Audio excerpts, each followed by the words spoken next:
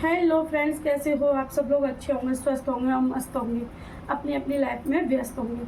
मैं प्रीति शर्मा आपके अपने चैनल में स्वागत करती हूँ और मेरे चैनल को लाइक और सब्सक्राइब किए करो फ्रेंड्स, क्योंकि आपको सारी हिंदू धर्म से जानकारी आपसे इसी चैनल पर मिलेंगी।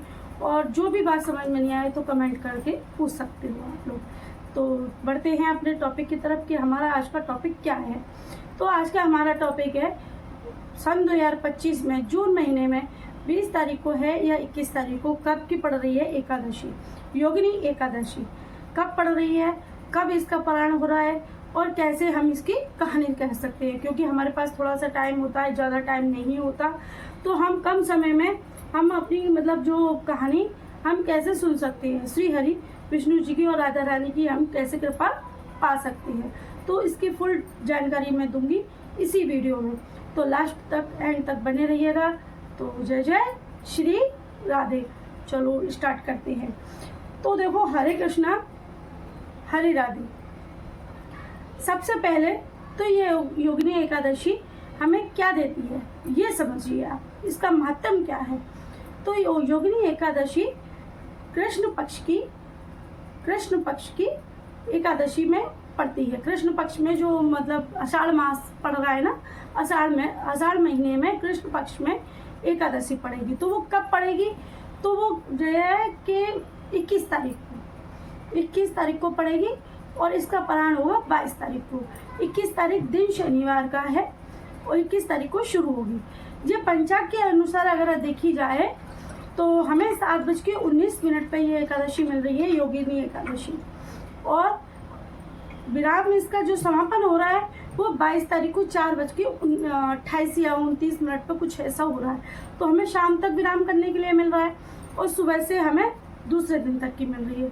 तो ये तो आप सभी लोग जानते हो कि 21 और 22 को रहना है, ठीक है, ये बात क्लियर हो गई। दूसरी बात ये, आप लोग सभी लोग ये जानते हो कि हम एकादशी का कोई सी भी एकादशी रहे, चाहे 25 रहे, चाहे 26 रहे, चाहे बड़ी रहे, कोई सी भी एकादशी रहे, कुछ लोग बड़ी रहते हैं, तो उन एकादशियों में 10वीं तिथि से ही इसका व्रत का शुरुआत हो जाती है। तो आपको मैंने पहले वीडियो में भी बता रखा था कि 10वीं तिथि को हमें क्या नहीं ग्रहण करना है। चावल वगैरह ये सब चीज़ें मैंने बता रखी थी, ये वर्जित मानी जाती हैं। अन्न, मसूर की दाल, ये काली उड़द की दाल, ये चीज़ें नहीं खाई जाती हैं। तो ये चीज़ें मैंने पहले वीडियो में बता रखी है, आप जाके देख लेना, क्योंकि इस वीडियो में मैं बताऊंगी तो बहुत लॉन्ग हो जाएगा, ठीक है। और कुछ भी बात समझ में नहीं आए फ्रेंड्स तो मुझसे बीच में आप कमेंट करके पूछ सकते हो। तो ये एकादशी बहुत ही ज़्यादा पुण्य फल अब आते हैं इसके महत्व पे। कब रहना है हमें? 21 तारीख को शनिवार को, ठीक है। 22 तारीख को इसका पारायण होगा। तो पारायण करने के लिए मैंने आपको बताया था बिना ब्राह्मण भोज के आप पारायण नहीं करते हैं। और दूसरा, खाना खाने से पहले जो भी आप ग्रहण करो, खाना पूरी सब्जी जो भी आप दूसरे दिन 22 तारीख को ग्रहण करोगे, खाओगे या अपना व्रत खोलोगे, शुद्ध भाषा में बोली जाए तो आप ब्राह्मण भोज कराइए और उसमें चावल जरूर खाइएगा। बिना चावल के पारायण नहीं होता है, पहली बात तो ये है, ठीक है। पारायण का भी मैंने बता दिया। महत्व, भाई श्री हरि विष्णु और लक्ष्मी माता, इस समय आपको पता है आषाढ़ मास में विष्णु भगवान जी 4 महीने के लिए योग निद्रा में चले जाते हैं। वो 4 महीने विराम करते हैं, आराम करते हैं। ये मत सोचा करो आप, बोलते हैं वेद शास्त्र में सब कुछ लिखा है, लेकिन सारी सत्ता किसको दे जाते हैं? भगवान भोलेनाथ को। ऐसी बात नहीं है कि वो विष्णु भगवान देखते नहीं है सभी लोगों को। आप व्रत रहोगे तो आपको देखेंगे नहीं, सब कुछ देखते हैं, क्योंकि वो सर्वस्व अंतर्यामी है, सब कुछ देखते हैं। तो हमें माता लक्ष्मी, विष्णु भगवान की कृपा तो हम पे बनी रहे और माँ लक्ष्मी की भी कृपा हम पे बनी रहे। तो इसके लिए हम ये व्रत जो है हमें करना चाहिए। और इस व्रत को करने से हमें 88,000 ब्राह्मण भोज का फल प्राप्त होता है। क्या होता है? 88,000 ब्राह्मण भोजन का हमें फल प्राप्त हो जाता है। सुनते हैं वेदों में, शास्त्रों में ये लिखा है कि गोदान का भी हमें फल प्राप्त कुछ भाग में हो जाता है। लेकिन यह है कि कुछ लोग ऐसे हैं कि कुछ रहते हैं, कुछ छोड़ देते हैं। ऐसा नहीं होता है फ्रेंड्स, आप रहो, अच्छे से रहो। ऐसी बात नहीं है कि नियम धर्म कुछ होते हैं, वो चीज़ है है ना। आपको इस योगिनी एकादशी को नमक का सेवन नहीं करना है। पहली चीज़ तो मैं आपको एकादशी के दिन दूध का सेवन करने से मना करती हूँ, लेकिन इस एकादशी में, योगिनी एकादशी में, नमक का सेवन नहीं किया जाता है। नमक का सेवन बहुत कम लोग करते नहीं हैं। वैसे अगर आपकी नहीं मतलब रहा जाता है तो आप कर सकते हो, क्योंकि गर्मियाँ पड़ रही हैं, पसीना आता है, तो इसलिए आपको करना चाहिए। या रह सकते हो तो आप रह सकते हो, ठीक है। तो हमें इसी व्रत से विष्णु भगवान और लक्ष्मी माता की हमें पूजा करनी चाहिए। पटे पर चौकी या मतलब बिछा दो और उनका स्नान कराओ, अच्छे से लड्डू गोपाल जी का भोग लगाओ और तासीर वाली चीज़ों से भोग लगाओ। भोग लगाने में मैंने तुलसी दल आपको बताया है, लेकिन एकादशी के बाद दिन आप तुलसी ना तोड़ें। 10वीं तिथि को सुबह ही आप जब जल चढ़ाते हो, पूजा तुलसी माता में जब अर्घ देते हो या जल देते हो, तो आप जो है तभी तोड़ लिया करो। एकादशी वाले दिन तुलसी माता रानी को जल मतलब अगर आपकी सूख गई हैं तो दे दो, वरना ना दो तो अच्छी बात है, क्योंकि तुलसी जी भी उस दिन व्रत रहती हैं। और तुलसी जी कौन है? लक्ष्मी जी और नारायण की पत्नी, तो इसलिए वो भी व्रत रहती हैं, तो उनको आप डिस्टर्ब ना करें तो यही अच्छा है, ठीक है। तो अब हम आते हैं अपनी छोटी सी कहानी के ऊपर कि इस कहानी में योगिनी एकादशी में छोटी सी एक कहानी हम आपको सुनाते हैं। तो इस एकादशी आषाढ़ कृष्ण की योगिनी एकादशी है, ठीक है।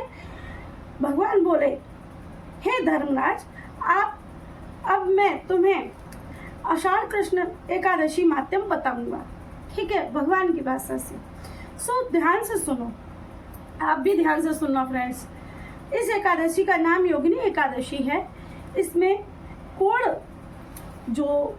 होता है, शरीर से ग्रसित होता है, जैसे किसी को शरीर से कष्ट होता है या दर्द वगैरह या मतलब बीपी या मतलब कुछ ऐसे शुगर, डायबिटीज या कुछ भी परेशानी होती है फ्रेंड्स, यानी कि भगवान जी बता रहे हैं कि कोढ़ से भी ज़्यादा भयंकर बीमारी को भी ये व्रत ठीक करता है, ठीक है। भयंकर रोग से छुटकारा मिलता है इस व्रत को करने से, अगर रहा जाए तो नियम धर्म से, अच्छे प्रकार से, है ना। मिलकर सुख की प्राप्ति करता है, अपने स्वास्थ्य शरीर में सुख की प्राप्ति करता है, शरीर स्वस्थ रहता है, मन की इच्छा पूरी होती है और भगवान भी प्रसन्न रहते हैं और अपना शरीर भी स्वस्थ रहता है, ठीक है। तो ये तो हो गई, हारी बीमारी से भी हमें ये व्रत दूर रखता है। योगिनी एकादशी हमें हारी बीमारी से भी दूर रखती है, ये आम भाषा में समझ लीजिए।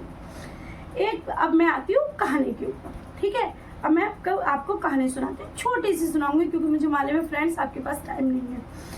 एक बार अलकापुरी का एक राजा कुबेर पूजा कर रहा था और उसका मालिक पूजा के लिए फूल लाने के लिए गया था, ठीक है। तो उसने अपने मालिक से कहा कि विषयों में फंसकर उसने कहा कि मालिक मुझे थोड़े से पुष्प दे दो और भगवान जी को अर्पित करने हैं, क्योंकि वो पूजा करने के लिए गया था राजा। और अपने मालिक से उसने बोला कि आप मेरे को थोड़े से पुष्प ला के दे दो या फूल माला ला के दे दो, तो मैं ठाकुर जी को समर्पित कर दूंगा। लेकिन वो मालिक क्या हुआ कि अपनी गृहस्थी में जाके वो फंस गया, वो माला लाना और फूल लाना भूल गया। तो अब राजा जी ने तो अब इंतजार करते रहे राजा जी कि कब मेरे माली फूल लेके आएगा और मैं ठाकुर जी को समर्पित करूंगा। लेकिन माली नहीं आया तो राजा जी उठ के गए और उन्होंने देखा कि माली नहीं आया, तो राजा को बहुत ज़्यादा क्रोध आया माली के ऊपर क्रोध आया। तो माली को राजा ने श्राप दे दिया कि जा, तू मेरी बात को नहीं सुन रहा, ठाकुर जी के लिए फूल समर्पित करने के लिए तू फूल नहीं लाया, मैं तुझे श्राप देता हूँ कि मतलब तू कोढ़ से रहित हो जाए, कोढ़ी हो जाए। उसने ऐसा श्राप दे दिया, ठीक है। अब श्राप दे दिया, अब माली कोढ़ से रहित हो गया, क्योंकि राजा एक संत था, उसकी मतलब सत्यता थी उसके अंदर, भगवान विष्णु की सेवा करता था, तो उसने उसे श्राप दे दिया। तो उसका श्राप उसको माली को लग गया। लगने के बाद में जब माली दर दर की भटक रहा था, पृथ्वी पर भ्रमण कर रहा था, अपने कोढ़ से रहित, बड़ी पीड़ा में था, बड़े कष्ट में था, तो वो एक बार दर किनारे मतलब सरयू नदी के किनारे बैठा था। तो भगवान विष्णु को उस पर दया आ गई और उन्होंने कहा कि हे माली, तुम ऐसे क्यों बैठे हुए हो। तब उन्होंने इसी योगिनी एकादशी की व्रत का महत्व बताया और व्रत रखने की बात कही, उससे कही कि आप भी व्रत करो, तब इस कोढ़ से आप मतलब छूट जाएगा, ये कोढ़ तुम्हारे से छूट जाएगा, स्वस्थ हो जाओगे तुम। तो उसकी माली की बात समझ में आ गई और उसने व्रत रहना शुरू कर दिया। लेकिन कोढ़ से ग्रसित था वो, तो उसे बहुत कष्ट हुआ उस दिन, पहले व्रत में कष्ट हुआ उसको। लेकिन वो भगवान का नारायण नारायण नारायण नारायण नारायण श्रीमन नारायण श्रीमन नारायण श्रीमन नारायण जाप करता रहा और उसका कोढ़ ठीक हो गया। धीरे ही धीरे विष्णु भगवान जी की और माता लक्ष्मी जी की ऐसी कृपा हुई कि वो माली बिना कोढ़ के स्वस्थ हो गया, बिल्कुल ठीक हो गया, वो श्राप से छूट गया। तो ये थी हमारी कहानी। ठीक है, अब ये कहानी आप लोगों को कितनी समझ में आई, छोटी सी सूक्ष्म रूप में कही है फ्रेंड्स। और अगर बात मेरी समझ में आए तो लाइक और सब्सक्राइब और कमेंट जरूर किया करो। तो जय जय श्री राधे श्याम।